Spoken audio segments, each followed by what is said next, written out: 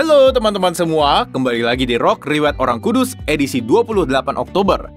Hari ini kita akan membahas riwayat dari Santo Yudas, Rasul dan pelindung kemustahilan.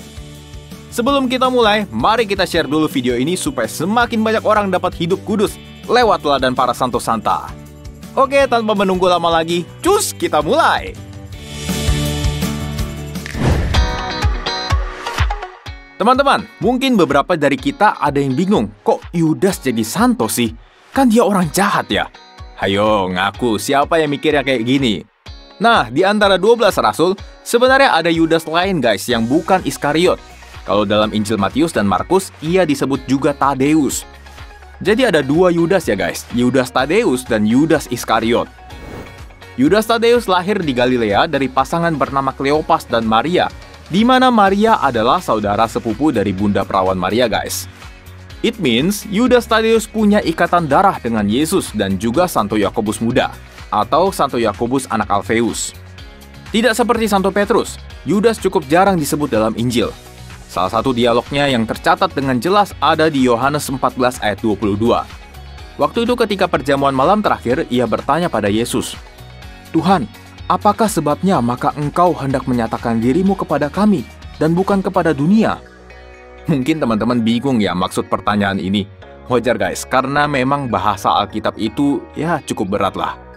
Santo Cyrillus dari Yerusalem mengartikan pertanyaan ini adalah wujud dari cinta kasih Yudas, supaya kemuliaan Kristus boleh dong jangan cuma ke para rasul aja, tapi juga ke semua orang. Yesus pun menjawab Yudas, "Jika seorang mengasihi aku, ia akan menuruti firman-Ku, dan Bapa-Ku akan mengasihi dia, dan kami akan datang kepadanya, dan diam bersama-sama dengan dia." Dan jawaban Yesus jelas menunjukkan kalau Yesus terbuka untuk semua orang, asal saja orang itu mau mengikuti sabda Yesus. Nah, setelah Pentakosta, tradisi suci mengatakan bahwa Yudas bersama dengan Santo Bartolomeus adalah yang pertama membawa ajaran Kristen ke Armenia, sehingga mereka dihormati sebagai pelindung gereja apostolik Armenia. Selain itu, Yudas juga pernah melakukan perjalanan ke Edesa dan mengunjungi Raja Edesa bernama Abgar. Raja menderita sakit kusta dan sudah mendengar pemberitaan tentang mukjizat yang Yesus lakukan sejak Yesus masih hidup. Dia ingin sekali sembuh dari sakitnya, tapi tidak dapat bertemu dengan Yesus hingga Yesus wafat. Dalam perjalanan ke Edesa inilah, akhirnya dengan perantaraan Yudas, Yesus menyembuhkan sakit kustanya. Dan karena kejadian ini juga, Yudas berhasil membawa seluruh kota Edesa kepada ajaran Kristen lewat Raja Abgar. Ia kemudian diberi keistimewaan oleh raja untuk tinggal menetap di istana. Tapi karena kerendahan hatinya, dia lebih memilih tinggal di rumah sederhana bersama dengan seorang pria bernama Tobias. Di rumah inilah Yudas banyak menyembuhkan orang sakit, membangkitkan orang mati, dan mengusir setan-setan. Yudas kemudian mengunjungi daerah Mesopotamia dan memberitakan Injil sekitar 10 tahun. Setelah itu, ia bersama dengan Santo Simon yang dikenal dengan Simon orang Zelot menyebarkan Injil ke daerah Persia. Nah, pada waktu itu di Persia, orang-orang hidup dalam kebiasaan yang sangat buruk.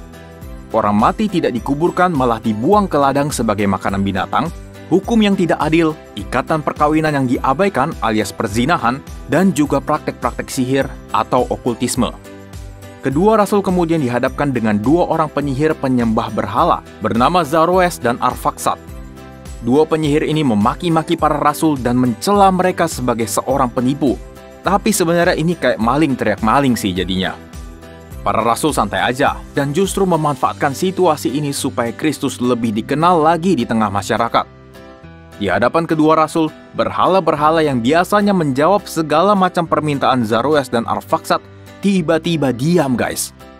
Saat para rasul berbicara atas nama Yesus, berhala-berhala itu kemudian terpaksa untuk mengakui kalau Simon dan Yudas adalah murid dari Tuhan yang benar.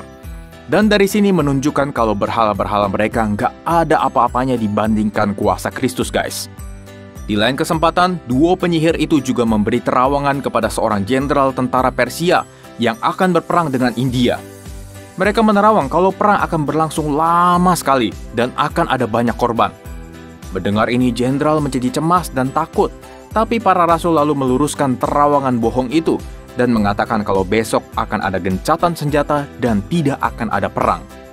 Dan benar aja guys, besoknya Duta Besar India datang membawa syarat perdamaian di waktu dan jam yang sama seperti yang sudah dinubuatkan oleh dua rasul tersebut. Karena marah terhadap terawangan palsu itu, jenderal lalu memutuskan untuk membakar hidup-hidup kedua penyihir itu. Tapi para rasul justru memohon supaya jenderal melepaskan mereka dan berkata, "Kami datang bukan untuk membinasakan yang hidup, tetapi untuk memberikan kehidupan yang lebih berkelimpahan kepada mereka yang mau menerima Tuhan kami." Jenderal dan semua prajuritnya heran guys akan belas kasih kedua orang ini. Ia lalu melepaskan dua penyihir itu dan keduanya diusir dari Persia. Santo Yudas juga menulis surat yang kita kenal sebagai surat Santo Yudas. Suratnya yang hanya 25 ayat ini menjadi kekuatan bagi kita semua, khususnya jemaat perdana, untuk melawan ajaran-ajaran sesat. Santo Yudas dalam suratnya meminta supaya kita tetap teguh dalam iman, yang tentunya adalah tuntunan dari Roh Kudus. Yudas Tadeus beberapa kali digambarkan dengan memakai kapak. Ini bukan maksudnya dia kemana-mana bawa kapak ya guys, tapi penggambaran kalau dia wafat oleh tebasan kapak. Ia meninggal sebagai martir sekitar tahun 65 di Beirut, yang sekarang adalah ibu kota Libanon. Nah, Santo Yudas dikenal luas sebagai santo pelindung kemustahilan atau perkara sulit yang hampir tidak ada harapannya. Ini dibuktikan sendiri oleh banyak orang yang berdoa dengan perantaraannya berhasil keluar dari permasalahannya. Salah satunya adalah Santo Bernardus dari Clairvaux. Dan sekarang ini sudah ada devosi-devosi kepada Yudas Tadeus, seperti novena Yudas Tadeus. Namun ada beberapa hal yang perlu diperhatikan nih guys, karena novena ini sering dibawa-bawa dengan tagline, "Novena yang tidak pernah gagal." Narasi ini jangan sampai disalahartikan kalau dengan novena, seluruh permintaan kita akan dipenuhi Tuhan. Gak begitu juga guys, karena kalau permintaan kita untuk memuaskan nafsu pribadi kita juga, permohonan kita dipastikan tidak akan dijawab Tuhan. Nah, semoga dengan perantaraan Santo Yudas, kita bisa melewati segala macam cobaan hidup dan terus teguh mewartakan Injil Tuhan dalam kehidupan kita. Oke, teman-teman, itulah riwayat dari Santo Yudas Tadeus. Semoga bisa bermanfaat ya untuk kita semua. Terima kasih sudah menonton dan sampai jumpa di Rock edisi selanjutnya. Sayonara!